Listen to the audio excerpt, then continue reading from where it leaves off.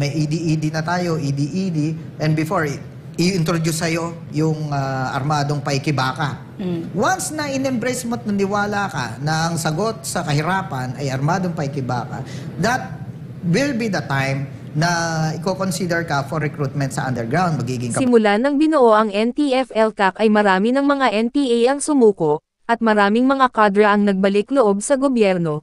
Isa ang SMNI ang nakakatulong upang maraming rebeldeng sumuko at nagbalik loob, dahil nakikita nila ang mga kadra ay maayos ang lagay, kagaya ni Ka-Eric na dating isang kadra na ngayon ay sinisiwalat ang karumaldumal na gawain ng mga makakaliwang grupo. Kagaya ng magbayad block na sinasabi ni Ka-Eric na mga makakaliwang grupo na ngayon ay nasa loob na ng Kongreso. Ito ang pag-uusapan natin sa video na ito. Kung bago ka lang sa aking YouTube channel baka pwede makahingi ng like at subscribe at click mo na rin ang notification bell para updated ka sa aking nilalabas na bagong video. Salamat po.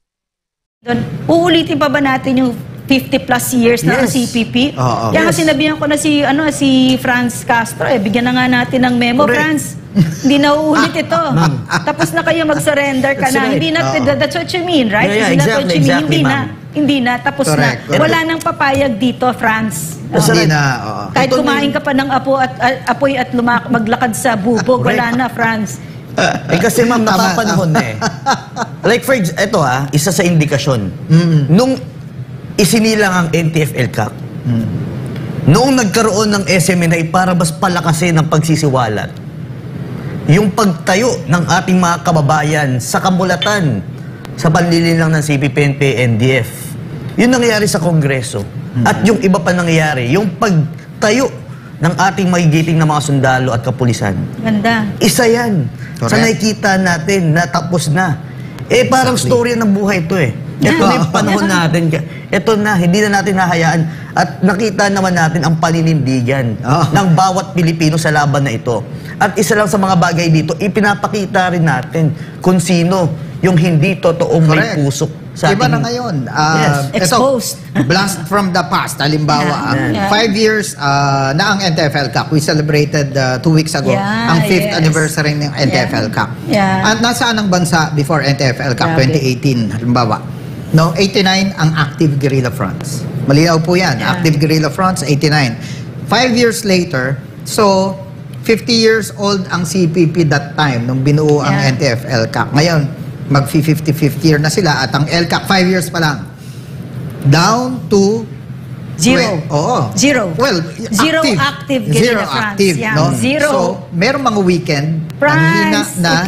So, imaginein mo yan. Kaya, desperate naman talaga sila to regroup, to lahat gagawin yan lahat na parang gagawin, para maka-regroup, makaipon ulit, magpalakas ulit, well, the CPP-NP NDF started from nothing, di ba? So ito ay last nila to ito yung huling bugtong hininga nila. Di ba? Huling hinga na Joel, ito. isabihin mo kasi dapat manggaling sa'yo. Yes, Meron ba tayong budget sa NTF-ELCAC? Ano yung budget? Ano yun? What's that? Yung Barangay Development Program, yun, diretso yun sa barangay. Pero yung sa amin noon, hanggang ngayon yata, walang budget. Wala po. Ano budget? Wala. Ako'y sabi wala kaming extraordinary funds. Sabi ka, kami nila Yusek Lorraine dati, even I myself, yung dati kong opisina, di ba, wala naman budget yan, sweldo lang talaga, na hindi naman ganun kalakihan. So, hindi po tayo nakatingin dito sa budget. Ako po yung nakatingin doon sa 4 kong apo, na ayoko nang danasin nila. Daddy wo na ako di ba, lolo na ako ayoko nang danasin nila na baka ma-recruit din sila, katulad ng lolo nila. Ayoko na. Wag na po sa... ano naman klaseng tayong bansa, napapayagan pa natin to at ipapasa pa natin sa mga anak at mga apo natin ito. Ay, hindi na. Hindi na, di ba? Kawawa naman sila, uulit na naman. Hahanap-hanapin na naman nila yung anak nila sa bundok, maghuhukay na naman sila ng mga bangkay na mga anak nila. Aakayin na naman nila mga anak nilang patay habang nanonood sa mga apo ni Franz Castro na nandyan na naman sa Kongreso, na naggugluta tayo na naman, ang yaman-yaman nila, di ba? Uulit pa tayo doon. Ano namang klase tayong bansa? Kaya kami dito, nakita namin, kasama ito, nakita namin, ito pala para tumigil ito. Kailangan ibigay mo yung buhay mo dito. Correct. So wala na natatakot dito. Yakap na yakap namin to. Kung naalala mo, pwede ko naman i-share ito dahil matagal nang nangyari yung sa Lorraine and Franco. Bago lumabas sa Senado ang mga kagaya ni Ka Eric. Di ba, taguyan? Nagkaroon po kami ng debate nung araw.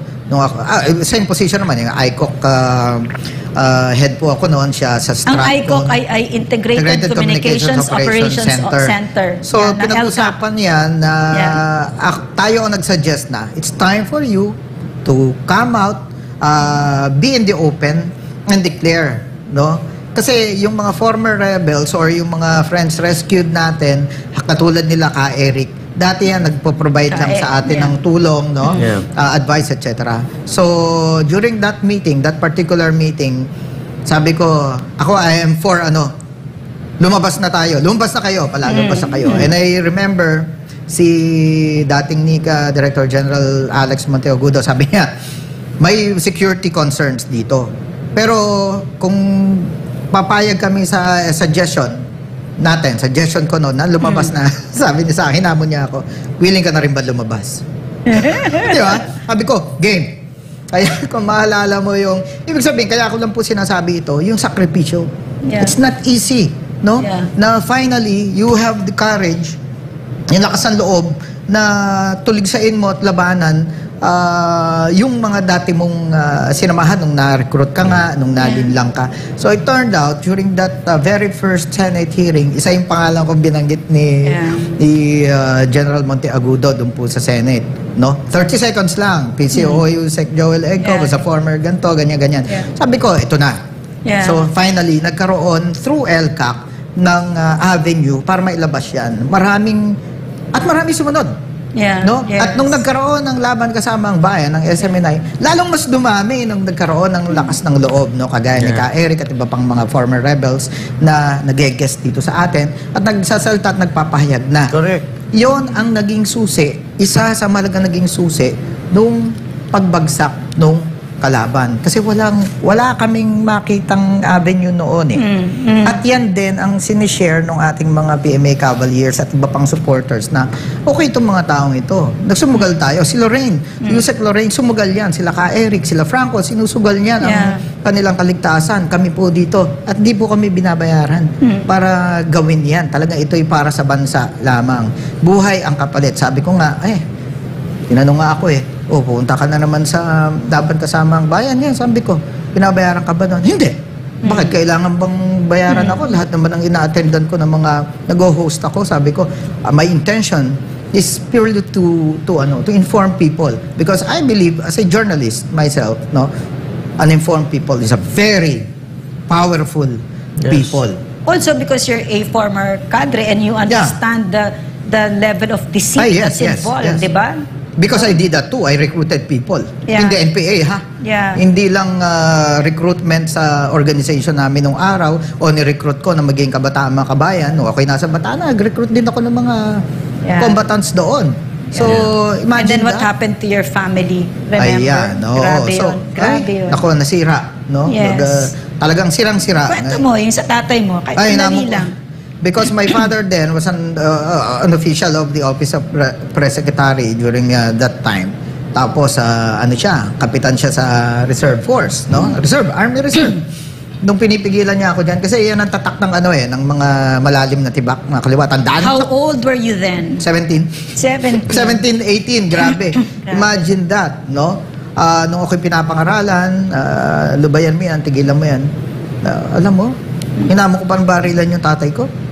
Sobra. Napakasakit ng loob ko nung ako. Pero pinatawad na niya ako before he passed away. Nagkapatawaran na. Humingi ako ng tawad, of course. No? Kasi, what woke you up? Iba talaga Nasira yung pamilya. Nasira. Number one yan. Naalala mo yung in-interview natin si Yusek Paul Gutierrez, si paring Paul. Sabi nga niya sa interview namin sa TAG, no, sa LCAC. Unang-una yung tuturo sa'yo, maging sinungaling ka. Totoo po yan. And I agree 101%. Bakit ka mo? Duplicitous agad ang personality mo. Ang bawa ko nun. Joel Eco, chairman ng Bayan Youth, ganito, sa San Sebastian College. Pero may underground na ako agad na na personality. Diba? Anong Ka pangalan? Elias, maraming ginamit eh. Ka Jasper, Ka Jules, etc. At nung nag-armas na ako sa NPA, iba na. Ako po si Ka Ogpoy noong araw. No? At iba-iba. So pag tinanong ka, si Joel, ano yan eh, ganito, member ng... hindi legit to. Oo. Legit Bayan, ito. ano ako. Oo. So, yun yung number 1 na tinuturo.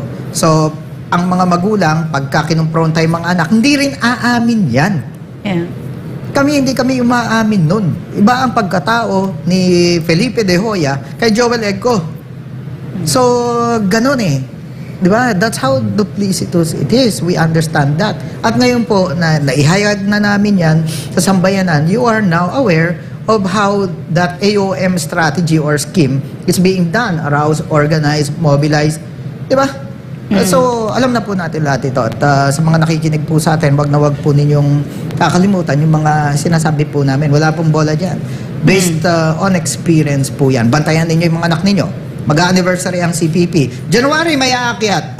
Pustahan. May magi-immersion na naman yan. Around the time ng anniversary ng CPP. At later on, magkakaroon na naman ng enkwentro. Magugulat na naman tayo. Mayroon na naman estudyante o kabataan na patay. Usually, sa ganitong panahon, nagkakaroon ng mga immersion. So, kaya malino, pattern Yusek, yan. di ba patuloy pa rin na recruitment? Tapos Oo. tayo patuloy na nagsisiwalat, gustong ipatanggal. Hindi pwede yan, hindi maaari yan, Yusek. At ngayon, malalim, Franco, Yusek Lorena, yung mga nahulit na sugatan sa enkwentro nitong nakaraang mga buwan, Yes. yung iba doon, hindi na dumaan sa legal front. Dumiretso. Direction na sa bundok. Sa underground. What does it mean? Anong Well, implication yun? before kasi, yung arouse, organize, mobilize, ambawa, si Lorraine Badoy, matalino ito, magaling ito. Joel, tutukan mo to dahil isama mo sa grupo natin. So, ganyan yan eh. Eventually, I will lead you, di ba, into joining this group. Na wala kang alam. Akala mo ito, wala kang alam. As in, advocacy group ito, etc. Pag andun ka na, may ED-ED na tayo, ED-ED, and before, i-introduce sa'yo yung armadong paikibaka. Once na in-embrace mo at naniwala ka na ang sagot sa kahirapan ay armadong paikibaka, that will be the time na i-consider ka for recruitment sa underground. Magiging kabataang makabayan ka na. Ganon, that's how it was done before. Ang nakagulat ngayon, yung iba, hindi ko matandaan kung si Patricia Sherba, tsaka yung kasama niya, tsaka sila Orion, no? Yeah. Yoshida, yung nahuli sa Cagayan. But some of them, Diretso. according to them, dumiretso na. Expedited recruitment. Expedited kumbaga. recruitment. Halika na, dito ka na. Underground ka agad, KM ka, recruited ka sa KM, tapos punta ka na sa Cagayan Valley, mag-organize ka doon, and then join the armed movement. So, yun yung mga nakita natin na mga nag-a-adjust din sila eh. Yeah. 'Di ba? Nag-a-adjust din sila, but unfortunately for them, it won't work. It doesn't work anymore. Patuloy silang nababawasan, wala nang naniniwala. Because Kung nagustuhan mo ang video na ito, huwag kalimutan magkomento kung ano ang saloobin mo. Salamat po.